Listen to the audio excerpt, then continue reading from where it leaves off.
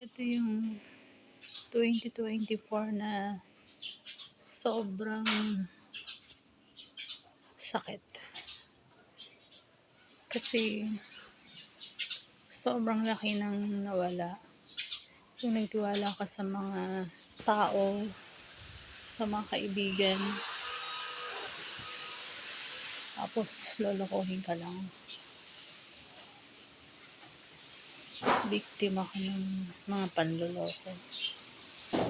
Yung akala mo wala na.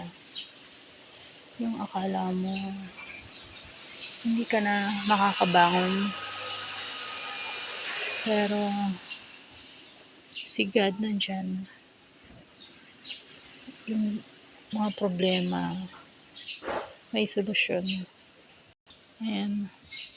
Sinagot niya yung mga dasal namin na sana maging okay. Na makabayad kami dun sa mga naloko sa amin. Yung dinobol cross sa amin. Tapos ito na nga, unti-unti nakaka-survive. Nakakabayad kami dun sa mga nawala. Unti-unti namin nabayaran yung mga niloko sa amin. Kasi na-double cross kami sa negosyo. Nagtiwala kami sa mga kaibigan.